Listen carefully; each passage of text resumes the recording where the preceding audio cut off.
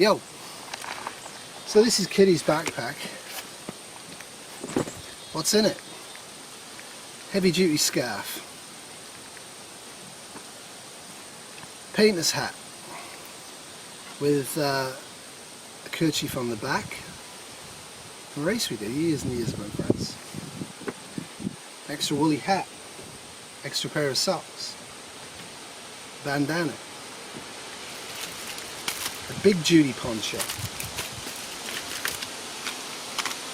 Some fire starter.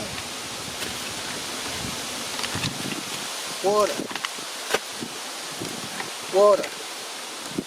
Now yeah, this heats and freezes, so the bottom line with this is it's going to not be very safe water for long-term use, but in a bug out or a get home situation it's fine. And like I say, just rotate this out on a regular basis. Little kit.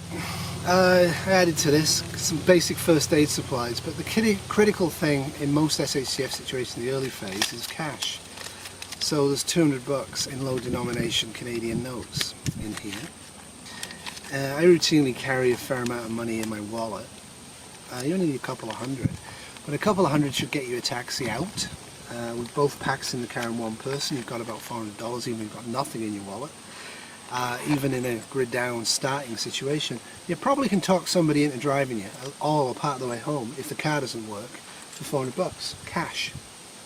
If not, and you can drive and you can safe to stop on a gas station near the home, stop at the gas station, fill up with gas, buy whatever you can in the gas station in terms of food and supplies. Why not? If you can stop and do it safely, that's the critical thing. Wet wipe, sanitation, toothpaste, toilet roll, Mylar bag. I'm getting doubts about these. I'd much rather have a blanket than one of these. Trash bags, great. Fill them full of leaves, you've got a mattress. Bang 3 holes in it, you got a poncho. Make a shelter out of one if you need to. Playing cards, maybe stuck in the car.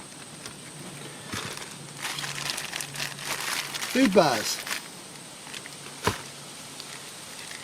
Emergency kit, various types, so you can actually be seen. Because in not all SHCFs do you want to be invisible, you might actually want to be visible in a car one. A choice of eating materials. I can use chopsticks, Kitty can't, spork, and your basic disposable knife and fork kit. Some more matches. I'm not going to open it up. A fire kit with candles, matches, Bics and all that stuff.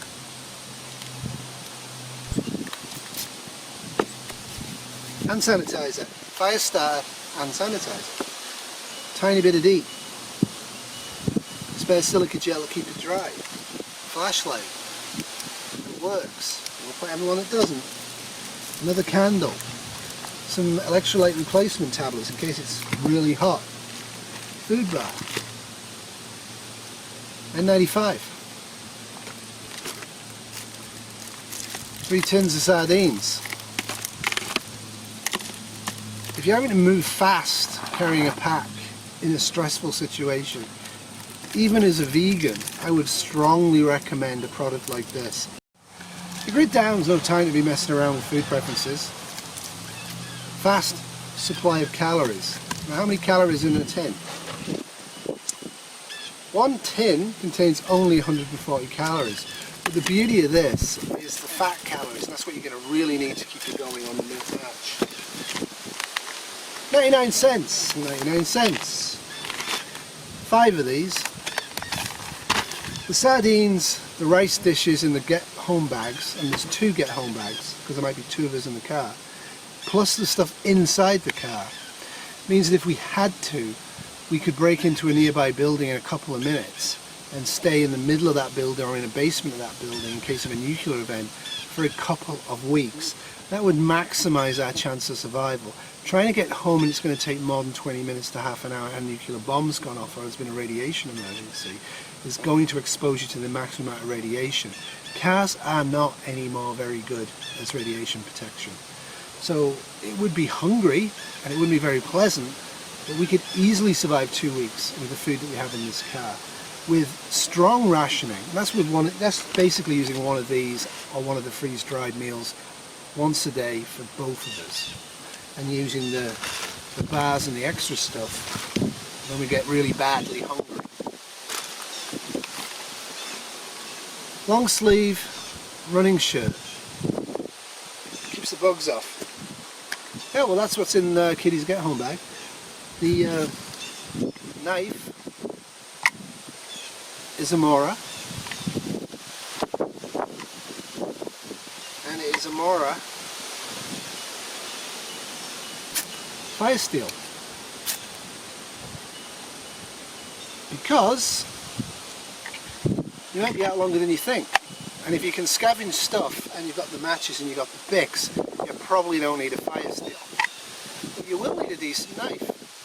Now, this is a get home bag situation, so I haven't loaded it with sharpeners, I haven't loaded it with traps, I haven't loaded it with all that sort of fancy stuff. But over time I'm going to reevaluate what's in the bag, and reevaluate the political conditions we're living in, I'm going to reevaluate where we're living and alter the bag. This bag is principally designed for urban get home back to suburbia.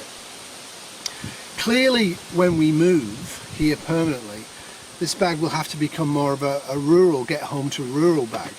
So there's going to have to be a much better compass and a much better mapping system in here, because going cross country in the rural area like this is a lot more challenging. Also, I'd probably want hip waders in here and really heavy duty gloves and proper bug netting. What else would you put in a get home bag for Kitty? What would you put in a get home bag for somebody that's not an experienced or particularly interested bushcrafter or survivalist? Interesting question. This is what I came up with. I'm looking at it and I'm seeing errors, I'm seeing things I don't need, I'm seeing things I want there for her. I'm not going to tell you. In a year or so I'll do another video and you'll see what I've done. But what do you think? Au revoir from me and Mr. Behr. Goodbye.